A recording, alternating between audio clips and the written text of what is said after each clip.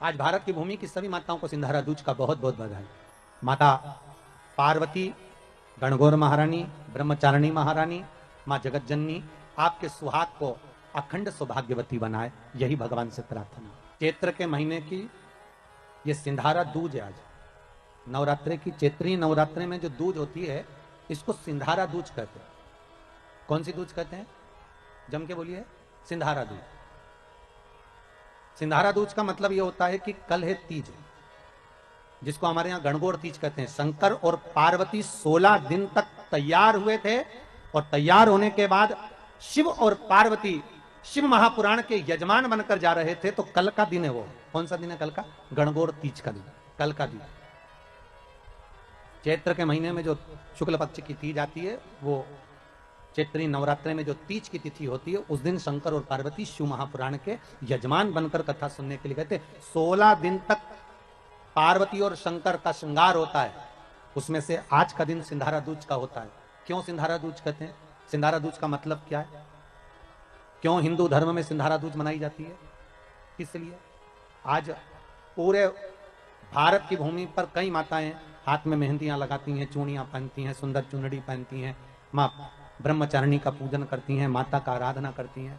सिंधारा दूज, उसका कारण केवल इतना सा है। सिंधारा दूज का मतलब यह होता है कि चंचुला देवी जब 14 दिन तक शंकर और पार्वती अपने गुफा में से बाहर नहीं निकले शिव महापुराण के यजमान बनने के लिए, तब माता चंचुला देवी ने हाथ जोड़कर मां जगतजननी जगदम्बा को सुंदर वस्त्र, सुंदर चूड़ियां, सुंदर आभूषण माता के चरणों में ले जाकर समर्पित करे थे और कहा, मां इन चूड़ियों को जो मैं दे रही हूं, ये लाल चूड़ी, ये लाल श्रृंगार, ये लाल वस्त्र, जो लाल चुनर जो मैं प्रदान कर रही हूं, मां बस ऐसी कृपा कर दे कि तू इन चुनर को धारण करे और मेरा भी सौभाग्य, मेरा भी सुहाग अमर कर दे। बस इतनी कृपा मेरे ऊपर कर दे। वो सिंधारा दूज का महत्व है। वो सिंधारा दूज का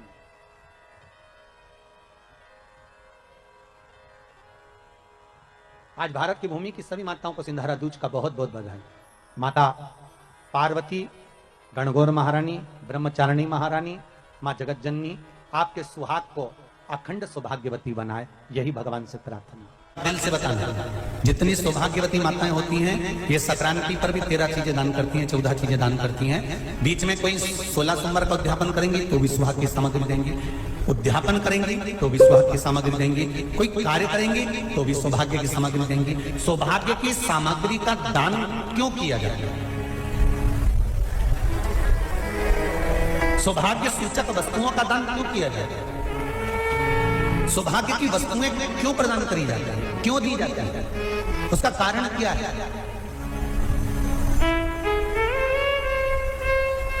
क्यों देते हैं?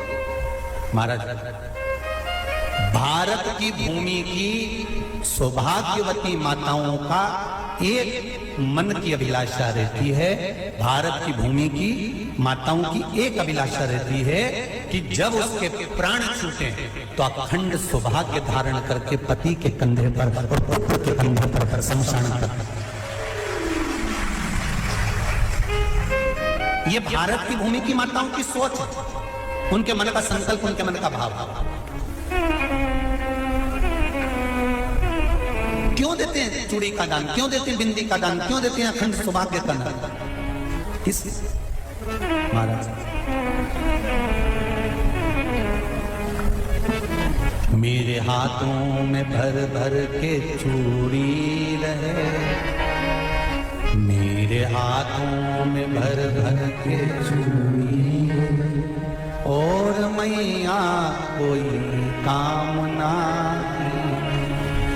मेरे मस्तक पे चमकती चूनर रहे, मेरे मस्तक पे चमकती चूनर रहे, और मैया कोई कामना, मेरी मांगों में भर भर के सिंदूर रहे, मेरी मांगों में भर भर के सिंदूर रहे, और मैया कोई कामना नहीं, मेरे पाँव में बिछुड़ी का जोड़ा रहे, एक बिछुड़ी नहीं, कितनी? 2, 3, 4, 5, एक एक पांव में जोड़े से बिछुड़ी होना चाहिए, केवल एक नहीं, सिंगल नहीं। वो तो आजकल का फैशन हो गया महाराज, जो केवल एक बिछुड़ी धारण कर लो उसी में फैशन दिखे। शिव महापुराण की कथा कहती है जब बेटी को विदा करा जाता है और पहली बार बेटी के पांव में जब बिछुड़ी डाली जाती है तो वो बिछुड़ी भी अलग अलग नहीं होती, उस बिछुड़ी के जोड़ को चेन से एक दूसरे से बंधा हुआ होता। बोला सही है कि गलत है? जितने आस्था चैनल पर कथा सुन रहे हैं, जितने फेसबुक पर सुन रहे हैं, यूट्यूब पर सुन रहे हैं, सुन लेना कि मेरे भारत की माताओं का जब पाणी ग्रहण संस्कार किसी बेटी का होता है, उसके पांव में जब पहली बार बिछुड़ा पिनाया जाता है, बिछुड़ी पिनाई जाती है, तो वो बिछुड़ी भी एक दूसरे से बंधी हुई होती है, चेन से बंधी हुई होती है। उसको अलग अलग वाली बिछुड़ी शादी के मंडप में नहीं पिनाई जाती। क्यों? जैसे ये बिछुड़ी एक दूसरे से पांव में बंधी हुई है, तुम्हारी जिंदगी अंतिम श्वास तक ऐसी ही बंधी हुई है, यही बंधन है। तो अब माताओं ने थोड़ा सा फैशन चेंज कर दिया, अब पांव में ज्यादा बिछुड़ी नहीं करती, गड़ती है, चुभती है, एक बिछुड़ी धारण है। हमारा नहीं, बिछुड़ी भी 2 हो, जोड़े से। हमारी माताएं, भारत की भूमि की जो माताएं हैं, ये चूड़ी भी हाथ में पहनती है तो जोड़े से पहनती है। बोलो जैसा सही है कि गलत है? एक अकेली चूड़ी माताएं हाथ में धारण नहीं करती हैं। अगर भारत की भूमि की संस्कारित माताएं हैं और भारत की भूमि की सभ्यता और संस्कृति को जानती है तो अकेली चूड़ी नहीं, जोड़े की चूड़ी पहनेगी, 2 चूड़ा डालेगी, 4 डालेगी, 12 डालेगी, पर सिंगल नहीं, अकेले। महापुराण की कथा कहती है कि पार्वती जी ने और गंगा जी ने जितना सौभाग्य का दान दिया है, उनके बराबर दुनिया का कोई व्यक्ति इतना सौभाग्य का दान नहीं दे सकता, जो माता गंगा और पार्वती दोनों दान दे रहे। प्रतिदिन दे रहे। और अब तो फैशन आ गया, तुम लोग जो सौभाग्य का दान देते हो प्लास्टिक की डलिया में देते हो, पर एक एक पुराण को उठा कर देख लेना, एक एक उद्यापन को उठा कर देख लेना, जितनी तुम कथा तुम्हारे घर में छोटी छोटी कथाओं की पोथियां पड़ी हो उनको उठा कर देख लेना, उसमें नहीं लिखा कि प्लास्टिक की डलिया में सौभाग्य की वस्तु का दान दिया जाता है, उसमें लिखा है बांस की पिटारी में, बांस की डलिया में सौभाग्य की वस्तुओं का दान दिया जाता है। क्यों? क्योंकि बांस वंश की वृद्धि करता है, बांस सौभाग्य की वृद्धि करता है, और बांस अखंड सौभाग्य, जैसे बांस का पौधा बढ़ते चले जाता है, बढ़ते चले जाता है, उसी तरह बांस की डलिया में जब दान दिया जाता है, बांस की टोकनी में जब दान दिया जाता है, तो ये भाव रखा जाता है कि तुम्हारा सौभाग्य ऐसे ही बढ़ता रहे। पर अब थोड़ा सा फैशन चेंज हो गया तो प्लास्टिक की डलिया, पर प्लास्टिक की नहीं। व्रत करते हैं ये किसी दूसरे के नहीं है। तीज का व्रत माता पार्वती का, छठ का व्रत माता पार्वती का, चतुर्थी का व्रत माता पार्वती का, ये सारे व्रतों की शुरुआत गंगा और पार्वती ने अपने बल से। सुंदरी के स्थान पर जल क्यों चढ़ाया जाता है? क्योंकि भगवान शंकर की सबसे छोटी लड़की जो है वो अशोक सुंदरी है, और ये जो छोटी लड़की है अशोक सुंदरी, ये नारी को अखंड सौभाग्यता का वर प्रदान करती है। कौन सी नारी को? किस नारी को अखंड सौभाग्यता देती है? तो महाराज शास्त्र कहता है जिस नारी के भाग्य में लिखा होता है कि इसको वैधव्य होना है, इसके पति को समाप्त होना है, अगर वो नारी अशोक सुंदरी वाली जगह पर जल चढ़ा देती है तो पति पर अगर काल भी मंडरा रहा होता है तो मां अशोक सुंदरी महाकाल से कहकर काल को टाल देती है। वो अशोक सुंदरी का शास्त्र कहता है सौभाग्यवती नारी जितना भजन पूजन करती है, सौभाग्यवती नारी जितना भगवत नाम स्मरण करती है, भगवत पूजन करती है, व्रत करती है, साधना करती है, तप करती है, पूजन करती है, पाठ करती है, आराधना करती है, अर्चना करती है, उस सौभाग्यवती नारी का किया हुआ दान, पुण्य, धर्म, भजन, कीर्तन, स्मरण, सेवा, चाकरी उसके पति के भी काम आती है और उसके पुत्र और पुत्री के भी काम आती है। एक सौभाग्यवती नारी के द्वारा किया। आवाज पकड़ रहा है। एक सौभाग्यवती नारी के द्वारा किया गया भजन पूजन स्मरण संकीर्तन नाम जाप नाम कीर्तन उसके पति के भी काम आया और उसके बच्चों के भी काम आया।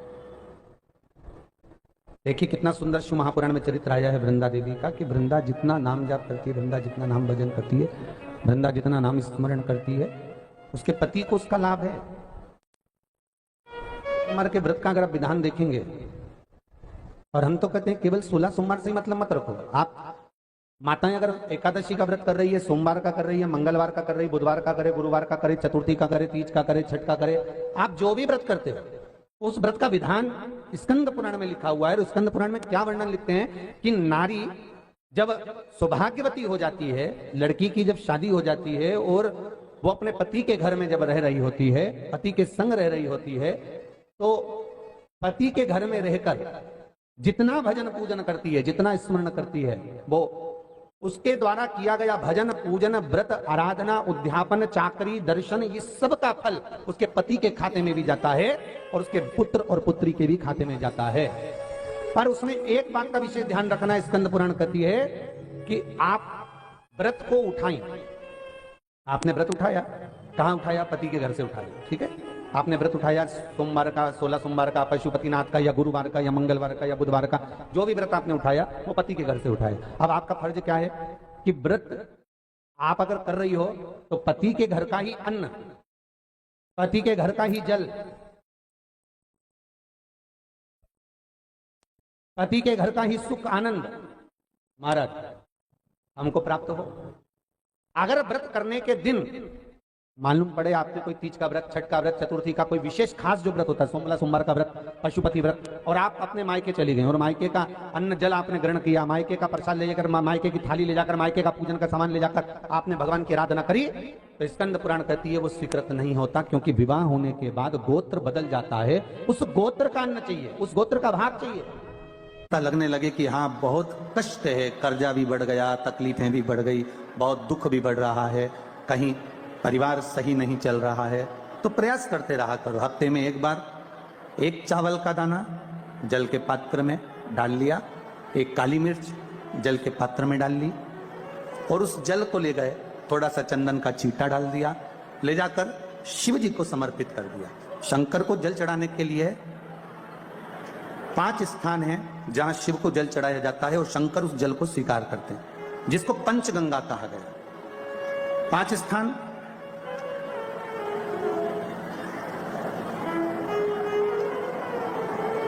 अच्छे से समझ लीजिएगा, जब भी शिव मंदिर में जाएं तो ये 5 स्थान शिव को जल चढ़ाने के लिए ये रखा है। शिवलिंग,